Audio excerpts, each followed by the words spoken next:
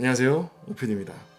오늘은 제가 주식을 어떻게 생각하는지, 또 주식을 어떻게 하는지, 저는 프로페셔널은 아니지만 제가 주식을 어떻게 하는지, 저의 스타일은 어떤지 그거에 대해서 나눠보려고 합니다. 주식할 때 많은 스타일이 있죠. 어떤 분들은 데이 트레이딩이라고 해서 그래프를 보고 낮을 때 들어가서 높을 때 팔고, 또 다시 높을 때 팔아서 낮을 때 다시 들어가고, 그런 분들이 있고요. 어떤 분들은 뉴스를 보고 뉴스에 나온 일들을 베이스로 해서 주식을 사고, 또 종목을 보고, 그런 분들도 있고요. 그래서 하루를 갖고 있다든지 아니면 한 달을 갖고 있다든지 하는데, 저는 아무래도 제가 좋아하고 존경하는 분이 워렌 버핏이니까 그분의 스타일을 따라하려고 노력을 합니다. 그분의 책도 많이 읽었고요. 그분의 스타일은 아무래도 한 회사를 사서, 한 회사의 주식을 사서 오랫동안 갖고 있는 거죠. 이렇게 샀다 팔았다 샀다, 그걸 반복해서 이득을 얻는 게 아니라 그냥 한 회사를 사서 되도록이면 오래 가지려고, 그리고 오래 가질 수 있는 회사를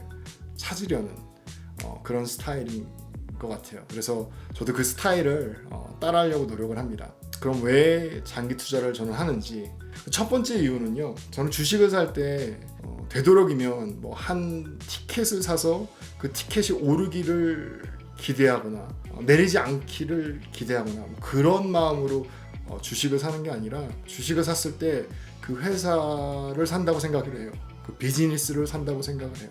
저는 이제 커피를 좋아하니까, 그리고 진짜로 저희 와이프랑 같이 커피숍을 사고 싶었을 때가 있었어요. 그래서 커피숍을 이렇게 막 돌아다니고 비즈니스를 하고 싶어서 커피숍을 볼 때 이 커피가 얼마나 맛있는지, 또 거기에 오는 손님들이 얼마나 많은지, 그 손님들이 미래는 얼마나 더 많이 올 수 있는지, 그리고 이 커피가 다른 커피에 비해서 얼마나 경제성이 있는지, 또 얼마나 살아남을 수 있는지, 얼마나 많이 팔릴지, 그런 거를 생각하고 커피숍을 본 것 같아요. 제가 커피숍을 만약에 샀을 때 오늘이 어제보다 손님이 줄었다 그래서, 예를 들어서 어제는 10명이 왔는데 오늘은 8명이 오고, 어제는 12명이 왔는데 오늘은 10명이 오고, 이렇게 줄었다 그래서 막 걱정을 하고, 이 커피숍 팔아야 되나 이런 생각을 안 할 것 같아요. 똑같이 손님이 오늘 어제보다 2명이 더 오고, 어제보다 3명이 더 오고, 어제는 10명이 왔는데 오늘은 13명이 오고, 그랬다 그래서 나는 이 커피숍 이제 팔아야 되겠다, 이득 남길 만큼 남았다,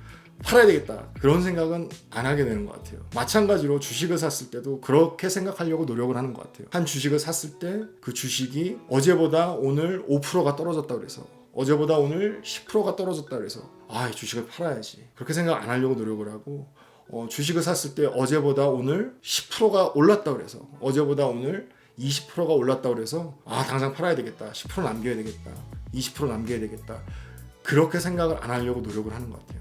주식을 샀을 때는 한 비즈니스를 사는 거고, 이 비즈니스를 샀을 때 정말 오랫동안 이 가게가 장사가 참 잘 됐으면 좋겠다, 그리고 이윤을 남기고 그 이윤이 어제보다 오늘이, 오늘보다 내일이 좀 더 많았으면 좋겠다, 또 그런 회사를, 그런 가게를 찾으려고 노력을 하는 것 같아요. 또 제가 장기 투자를 하는 두 번째 이유는 복리예요.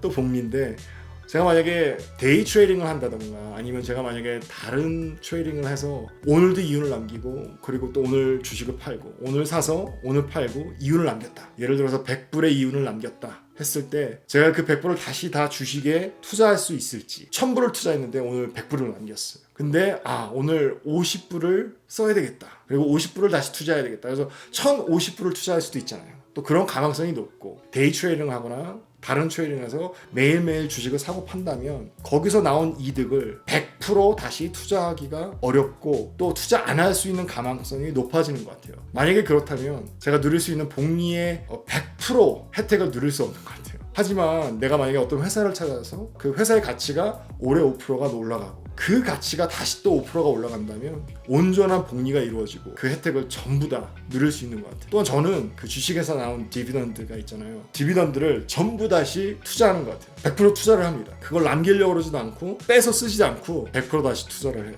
그래서 거기서 또 다시 복리가 이루어지게끔. 제가 또 장기 투자를 하는 세 번째 이유는 세금이에요.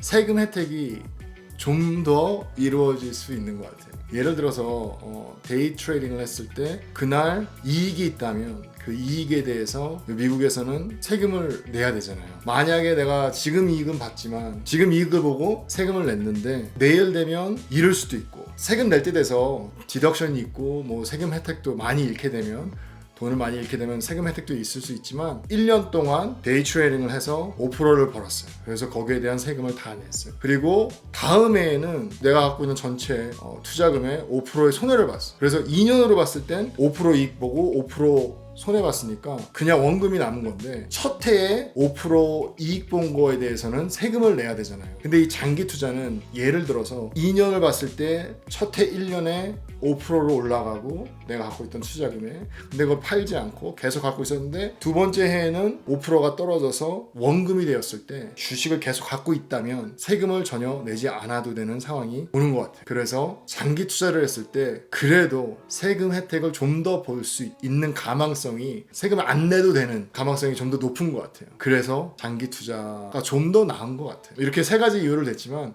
그래도 제가 장기 투자를 하는 그리고 한 주식을 사서 멀리 보고 오래 보고 사는 이유는 주식을 살 때 나는 비즈니스를 사는 거지 어떤 티켓을 사서 티켓이 오르는 게 아니다. 오르는 걸 바라는 게 아니다. 라고 생각하는 그게 제일 큰 것 같아요. 저는 다시 한번 말하지만 프로페셔널하게 투자하는 사람이 아닙니다.